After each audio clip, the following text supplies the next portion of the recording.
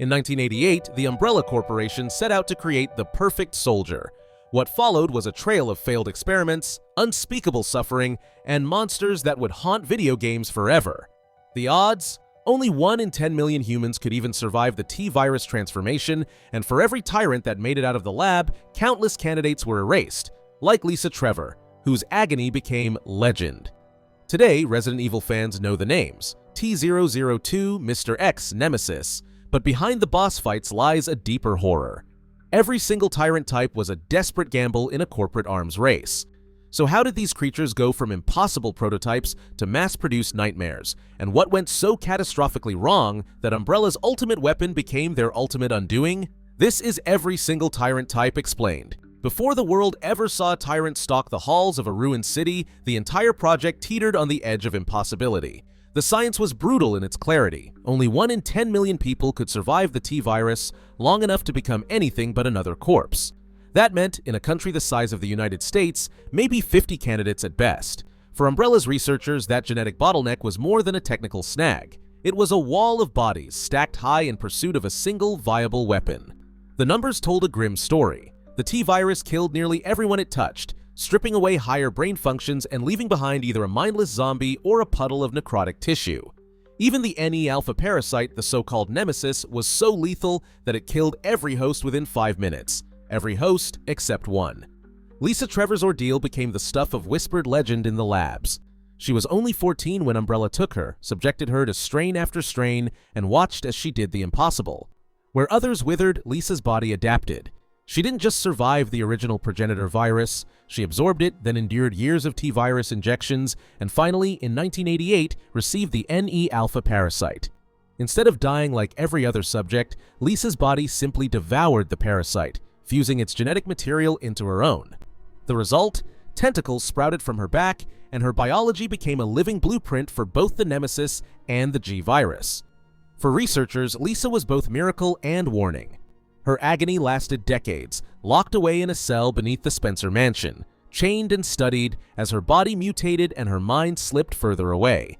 Every failed experiment in the Tyrant program came with a cost measured in vanished test subjects, but Lisa's survival forced Umbrella to confront the true price of their ambition.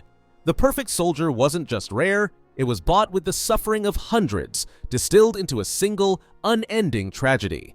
In the end, the genetic bottleneck that haunted the program would shape every decision that followed, driving the search for hosts, the desperation for breakthroughs, and the ruthless logic that defined Umbrella's legacy.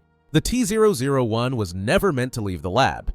Its body was a patchwork of ambition and guesswork, claws too long for balance, a nervous system that short-circuited under stress, and a tendency to ignore orders at the worst possible moments. Every test run ended the same way, a burst of violence, then a heap of ruined tissue. Still, the data was clear enough to push Umbrella's scientists forward. The basic framework worked. The next step was refinement. With T-002, the program finally delivered something that looked like a weapon.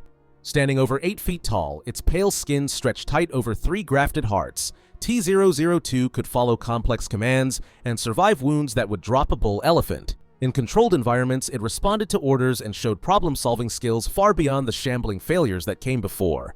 But it was never truly stable. The exposed heart, the single oversized claw, the stitched-together organs, these were the scars of a process still learning its own limits. Under stress, T-002's body mutated further, trading what little control it had for raw power. When pushed to the edge, it became a super tyrant, all restraint burned away in a rush of muscle and rage. The real test came in July 1998, deep beneath the Spencer mansion. STR's operatives faced T-002 head-on, and for the first time, Umbrella's creation fought against trained human opponents in a live-fire scenario. The result was both vindication and warning. T-002 could take on elite soldiers and nearly win, but it could also be destroyed by a well-placed rocket. Worse, combat data revealed a fatal flaw. Left alone too long, these tyrants risked developing self-awareness, making them a liability on the battlefield and a nightmare for their handlers. The concept was proven, but the dream of mass production was still out of reach. T-002's performance forced Umbrella to rethink everything: how to control these weapons, how to keep them obedient, and how to build them in numbers that mattered. The hunt for a truly reliable tyrant was only just beginning. September 29, 1998. As night fell over Raccoon City, 6 T-103 Tyrants dropped from the sky, each sealed in a steel capsule and programmed with a mission. 5 were dispatched to the incineration disposal plant P-12A, where a Delta Force unit had breached the perimeter. Their instructions were simple: eliminate the intruders, erase all evidence. The 6th, known later as Mr. X, landed near the police station with a dual objective: wipe out any survivors and recover the G-virus sample rumored to be in Sherry Birkin's possession. The T-103 series was born from necessity and desperation. After the T-002's brush with autonomy, Umbrella needed something more reliable, a weapon that could follow orders, blend in, and, if necessary, disappear into a crowd. Sergei Vladimir's genetic material made mass production possible, his 10 Soviet-era clones forming the backbone of the Sheena Island factory. By the time Raccoon City burned, at least 16 units had rolled off the line, each with a power limiter embedded in its shoulder to keep mutations in check. The trenchcoat wasn't just for show, it kept the monster inside contained, until enough damage forced it to shed the restraint and reveal what lay beneath. Mr. X's pursuit of Leon and Claire through the ruined halls of the RPD was relentless. Doors splintered, walls buckled, footsteps echoed down empty corridors. He didn't tire, didn't speak, and didn't stop, no matter how many times he was knocked down. Leon's rookie nerves and Claire's determination were tested at every turn, as Mr. X adapted to their tactics and forced them to improvise. Drop pod tactics gave the Tyrants the element of surprise, but their programming was rigid, effective for a cleanup, less so against unpredictable survivors. In the end, every T-103 deployed that night was destroyed, but not before leaving a trail of devastation and a permanent scar on anyone who crossed their path. The experiment had proven one thing: the city was just a proving ground, and the Tyrant was only as smart as the orders it was given.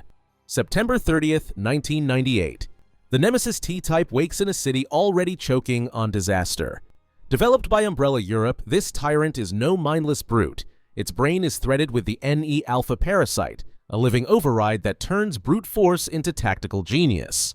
Where the T-103 series stalked corridors with silent obedience, Nemesis operates with purpose, hunting STARS operatives through streets littered with the dead. Jill Valentine becomes its obsession, her every escape met with a new adaptation. Tentacles lashing out from beneath torn leather, a rocket launcher replacing brute fists when bullets prove too slow. Unlike the earlier models, Nemesis isn't just following orders, it's improvising. It learns, tracks, and upgrades itself, switching tactics when cornered, never hesitating to escalate. The parasite's intelligence turns each encounter into a chess match, forcing Jill to stay a step ahead or risk becoming just another statistic. The irony is hard to miss. Umbrella's ultimate weapon, built to erase inconvenient witnesses, ends up exposing the company's secrets to the world, its relentless pursuit leaving a trail of evidence even the corporation can't clean up. As the city spirals toward nuclear annihilation on October 1st, Nemesis mutates further, shedding what's left of its human disguise. The final form is pure horror. Bone and sinew twisted by rage, intelligence sharpened to a single point. Destroy Jill Valentine at any cost. By the time the blast wipes Raccoon City off the map, the project that began as a triumph of European ingenuity stands as proof of Umbrella's own undoing. The Nemesis outlived its creators, but in the end, it could never outrun the fallout it helped unleash. Sheena Island's labs ran on desperation and secrecy, far from Umbrella's main oversight. Here, Dr. Greg Mueller took the T-103 template and pushed it in unpredictable directions, engineering Thanatos as a pet project. Taller, faster, and fiercely resistant to the standard antivirus. When the university's containment failed on September 30th, 1998, Thanatos tore through the campus, immune to the suppression measures that stopped lesser BOWs. Meanwhile, the Bandersnatch stalked the island's alleys, a budget tyrant born from failed candidates and a shortage of quality hosts. Its elastic arm and lopsided build were the result of cost-cutting, not genius. On the mainland, Tyrant R emerged as another offshoot, bred for raw aggression but lacking the discipline of its mass-produced cousins. Each of these variants proved one thing: Umbrella's side labs weren't just following orders, they were improvising, creating monsters that answered local crises with their own brand of chaos. By the end of the 1990s, Umbrella's appetite for innovation had outpaced any lingering caution. On Sheena Island, the Hypnos T project took shape under Vincent Goldman's watch, fueled by a twisted version of natural selection. Here, the Hypnos gene was bred through weeks of cellular competition, with only the strongest traits surviving. But the real breakthrough came from a source as cruel as it was effective: the pituitary glands of terrified teenagers, harvested to extract beta-heterero non-serotonin, a chemical that no lab could synthesize. The result was a tyrant that didn't just mutate under pressure, it thrived on it, evolving with every wound, every threat, until the final form was all claws and predatory instinct. Meanwhile, the TALOS program moved from Arkley's ruins to the Caucasus, trading flesh for steel and autonomy for absolute control. Sergei Vladimir's team embedded chipsets straight into the brain, linking Tyrant and supercomputer in a digital leash. Armor plating covered every inch, and the right arm was rebuilt to deliver crushing blows or launch guided rockets. By 2003, TALOS stood as the last of its kind, awaiting its field test in the frozen corridors of Umbrella's Russian fortress, a bioweapon that answered only to its handlers, until the virus inside found a way to break free. These late-stage experiments weren't just more dangerous, they were the logical endpoint of a program that had spent 2 decades chasing perfection, no matter the cost. In 1998, Umbrella's own records confirmed the odds of creating a viable Tyrant.